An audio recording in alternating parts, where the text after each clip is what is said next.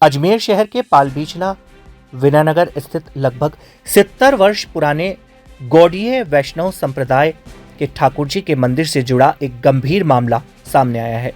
मंदिर से मूर्तियां, जेवरात सहित सोना चांदी और अन्य संपत्ति के कथित रूप से खुर्द-बुर्द होने के आरोप को लेकर संत समाज में आक्रोश व्याप्त है। इस मामले को लेकर विभिन्न संतों ने हिंदूवादी संगठनों के पदाधिकारियों के साथ जिला कलेक्टर एवं जिला पुलिस अधीक्षक को ज्ञापन सौंपकर निष्पक्ष जांच और दोषियों के खिलाफ सख्त कार्यवाही की मांग की है। संतों का आरोप है कि मंदिर की वर्षों पुरानी धार्मिक धरोहर, जिनमें भगवान की मूर्तियां, बहुमूल्य आभूषण, सोना चांदी और अन्य संपत्ति शामिल है, उन्हें व्यवस्थित रूप से गायब किया गया है। ज्ञापन सौंपने पहुंचे संतों ने कहा कि यह केवल आर्थिक नुकसान का मामला नहीं है, बल्कि आस्था और परंपरा से जुड़ा गंभीर विषय है। उन्होंने प्रशासन से मांग की है कि मामले की उच्च स्तरीय जांच करवाई जाए और दोषियों को जल्द से जल्द गिरफ्तार किया जाए। इस दौरान हिंदूवादी संगठनों के पदाधिकारियों ने भी संतों का समर्थन करते हुए कहा कि यदि शीघ्र कार्यवाही नहीं हुई तो आंदोलन किया जाएगा।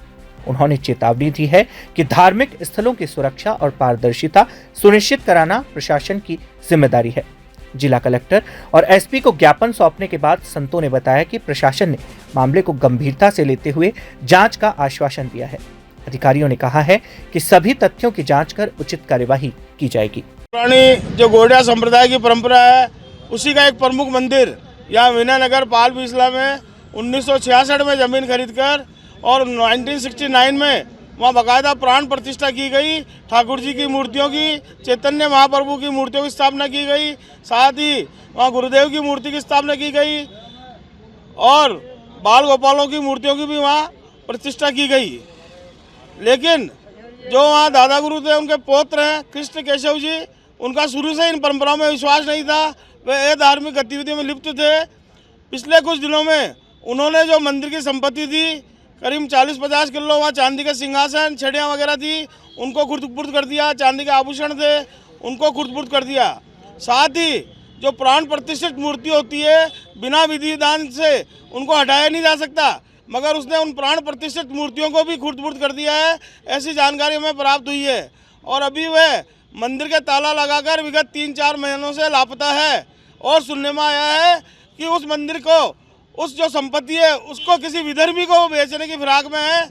इससे उस परंपरा के मानने वाले हमारे पूज्य महंत संतों में भारी रोष हो गया है तथा सभी श्रद्धालुओं में की भावनाएं भी उससे आहत हुई है।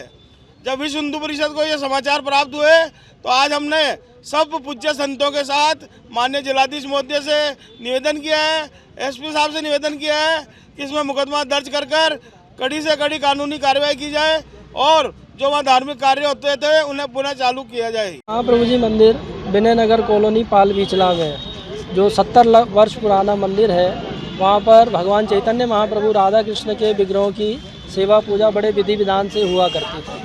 तो अभी पिछले महीने ऐसा ज्ञात हुआ है कि जो मंदिर के संस्थापक ओम विष्णुपाद श्री वासुदेव शरण बिरहेजी महाराज के द्वारा ये मंदिर स्थापित किया गया, उनके पौत्र कृष्ण केशव दास ने अभी जो वहाँ से भगवान के प्राण प्रतिष्ठित विग्रहों को बिना किसी को सूचना दिए, बिना किसी को बताए, रातों रात उसको पता नहीं कहाँ खुर्द-बुर्द कर दिया है।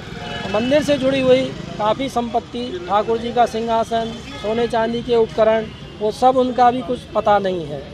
तो हमारा कलेक्टर साहब और एसपी साहब से ये निवेदन है कि इस पर उचित कार्रवाई की जाए।